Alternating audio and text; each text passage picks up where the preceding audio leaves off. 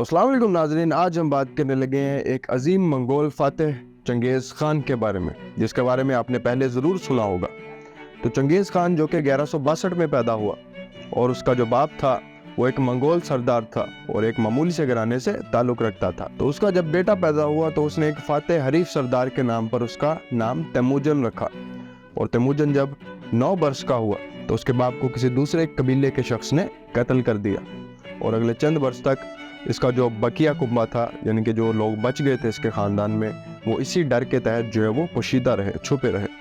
اور بالکل یہ شروعات جو ہے وہ بہت اچھی نہیں تھی تیموجن کے لیے، اور اس کو اچھے دن دیکھنے سے پہلے نہایت برے حالات کا سامنا کرنا پڑا۔ تو 1177 میں جب چنگیز خان پوری طرح ایک نوجوان بن چکا تھا،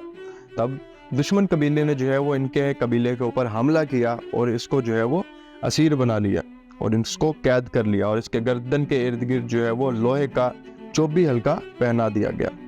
اور بالکل جو ہے وہ یہ اسیروں والی زندگی گزارنے لگا۔ تو اسی غلامی کے دوران جو ہے وہ اس نے وہاں پر ایک اپنا دوست بنایا اور اس کی مدد سے وہاں سے فرار ہو گیا، اور اتنی بیچارگی کی حالت میں ایک قدیم اور بنجر زمین ملک میں یہ اسیروں کی طرح پھرتا رہا۔ لیکن کس کو پتا تھا کہ چنگیز خان ایک طاقتور اور نہایت عظیم شخص بن کر ابھرنے والا ہے۔ تو چنگیز خان کی ترقی کا آغاز اس کی اسیری کی زندگی سے نکلنے کے بعد ہوا۔ تو جیسے ہی وہ غلامی سے آزاد ہوا، وہ اپنے باپ کے ایک دوست جو کہ متعلقہ قبیلے کا ایک سردار تھا، اس سے وہ جا کر ملا جس کا نام تغرل تھا، اور اگلے کئی برسوں تک ان قبائل کے درمیان جو ہے وہ کافی ہلاکت خیز لڑائیاں لڑی گئیں، کافی ہلاکت خیز اور خون ریز جو ہے وہ جنگیں ان کے درمیان ہوتی رہیں۔ اب اسی ماحول کے اندر اور انہی جنگوں کے دوران اس نے اپنی عظمت کا جو سفر تھا وہ جاری رکھا۔ اب منگولیہ قبائل کی جو وجہ شہرت تھی، وہ مشہور کس وجہ سے تھے؟ وہ مشہور اسی وجہ سے تھے کہ وہ بہت بہترین گھڑ سوار ہوا کرتے تھے اور نہایت بہترین جنگجو ہوا کرتے تھے، اور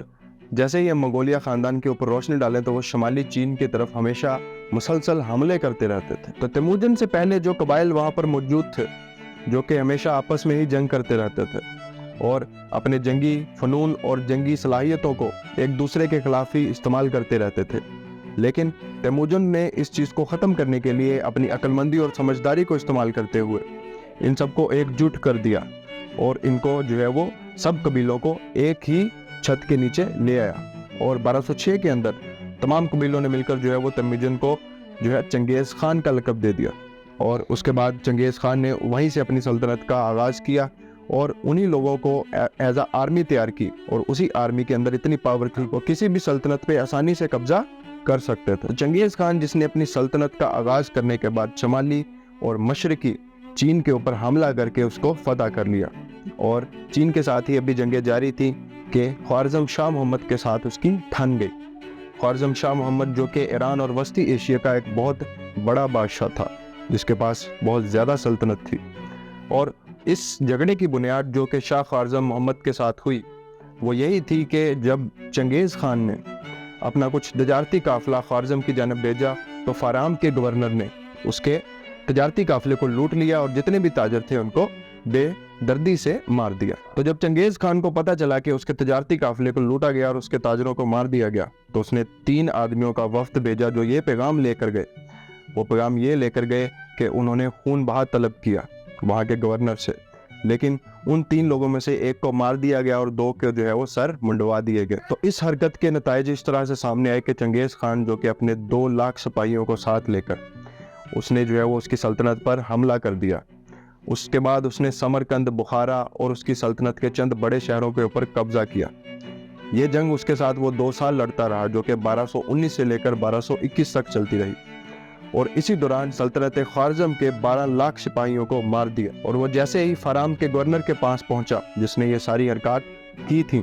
اس کو جو ہے وہ اس نے اس کی آنکھوں میں پگھلی ہوئی چاندی انڈیل دی۔ تو اس لڑائی میں چنگیز خان نے ایران اور وسطی ایشیا کے مختلف ممالک پر جو ہے وہ قبضہ کر لیا، اور آہستہ آہستہ پورے وسطی ایشیا پر قبضہ کرنے لگا، اور ادھر جو دیگر منگولوں کی فوجیں تھیں انہوں نے جو ہے وہ رشیا کے اوپر حملہ کر دیا۔ اب روس کے اوپر انہوں نے فتح پانا شروع کر دی، اور ادھر چنگیز خان نے اپنی دوسری فوجوں کے ساتھ مل کر افغانستان اور ہند پر حملہ کر دیا۔ اب چنگیز خان اپنی حکومت بنانے کے لیے یا اپنی حکومت کو استحکام رکھنے کے لیے وہ بہت ہی عجیب و غریب پلاننگز کرتا تھا، اس کی منصوبہ بندی بہت عجیب و غریب ہوا کرتی تھی۔ अक्सर तो वो जिस सल्तनत को जीतता था वहाँ के बादशाह के साथ या उसकी औलाद के साथ अपनी बेटियों की शादी करवा देता था, और वो अपने दामादों को जो है वो जंगों में भेज दिया करता था, जिसकी वजह से पीछे सल्तनत के ऊपर उनकी बेटियां राज करती थी और वही हुक्म चलाती थी। और अक्सर जंगों के दौरान उसके दामाद जो है वो मारे भी जाते थे और फिर पूरी तरह जो पावर है उनकी बेटियों के हाथ में आ जाती थी। तो इस तरह की चालें जो है वो चलता रहता था, और यही खासियत थी कि चंगेज़ खान बहुत बड़ा एक नामवर और ताकतवर शख्स बनकर उभरा। तो चंगेज़ खान की अजीबोगरीब प्लानिंग में से एक प्लानिंग ये भी है कि वो अपनी फौजियों की तादाद को हमेशा बढ़ा चढ़ा कर बताया करता था, और जिस इलाके पर उसने हमला करना होता था उसमें ये अफवाहें भी फैला देता था, यानी कि घोड़ों की डमीज बनाकर वहाँ पे जो है वो छोड़ देता था, जिससे दुश्मन काफ़ी हद तक गुमराह हो जाते थे और उसको आसानी से रास्ता मिल सकता कि वो किसी भी सल्तनत के ऊपर हमला कर सके या किसी भी कबीले के ऊपर हमला कर सके। तो इस तरह की चालें चलकर वो अक्सर जीत जाया करता था। तो नाज़रीन, चंगेज़ खान जो कि हयातियाती हथियार इस्तेमाल करने वाला इस दुनिया के अंदर सबसे पहला शख्स था उस दौर में। और चंगेज़ खान की अगर मैं बात करूँ तो उसकी जो फौजें थी जब किसी शहर का मुहासरा करती थी तो मंगोल फौजें जो थी वो क्या करती थी कि मुर्दा फौजी जो कि टाउन की वबा से मारे जाते थे उनको मंजनीक की मदद से दुश्मनों के ऊपर फेंका जाता था, और जिस शहर पर उसने कब्जा करना होता था वो हर कोशिश करता था या हर तरीका इस्तेमाल करता था उस शहर को फतह करने के लिए।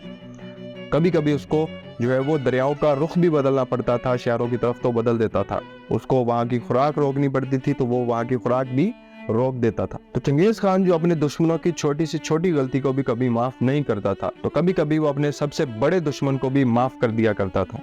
यानी कि एक जंग के दौरान एक शख्स ने उसकी गर्दन के ऊपर तीर मारा था, उसने उस शख्स को माफ भी कर दिया, सिर्फ माफ ही नहीं किया बल्कि सबसे अपने काबिल एतमाद जर्नैलों के अंदर भी उसको शामिल कर लिया। और चंगेज़ खान ने अपने इर्द गिर्द बहुत ही काबिल और अक्लमंद और ज़हीन लोगों को इकट्ठा कर लिया था, और उनका जो सबसे अहम मुशीर था वो कन्फ्यूज का पैरोकार था। अब येलो चौकाई नामी एक अहम मुशीर जिसने चंगेज़ खान को कत्लेआम करने की बजाय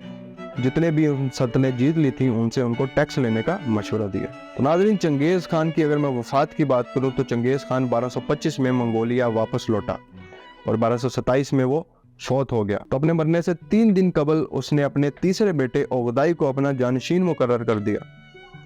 और ये फैसला बहुत ही समझदारी से किया क्योंकि इसके बाद बहुत ज़्यादा इनको फ़ायदा हुआ, क्योंकि इनकी सल्तनत बाद में यूरोप तक फैल गई और उसके बाद उसके बेटे से उसकी नस्ल जो है वो बहुत ज़्यादा फैली। आज भी अगर देखा जाए तो हर 200 बंदों में जो है एक इंसान का जो है वो सिलसिला नसब जाकर चंगेज़ खान से मिलता है। तो चंगेज़ खान की एक आखिरी ख्वाहिश भी थी। अब उसकी आखिरी ख्वाहिश बहुत अजीब थी कि उसने कहा था कि मरने के बाद उसकी जाए मदफन जगह को जो है वो पोशीदा रखा जाए, राज रखा जाए, किसी को पता ना चले कि चंगेज़ खान कहाँ पर दफन है।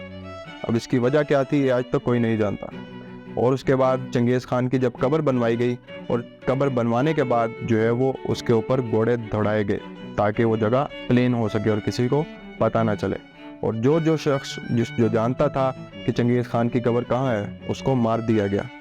और उसके बाद कहीं कहीं ये भी कहने में आता है कि जितने भी लोग थे जो जानते थे उन्होंने यही कहा है कि कभी तो जो है वो दरिया का रुख भी जो है उस तरफ को कर दिया गया ताकि वो किसी को भी मिल ना सके। 2012 के अंदर एक साइंसदान जो कि अमेरिका से ताल्लुक़ रखते थे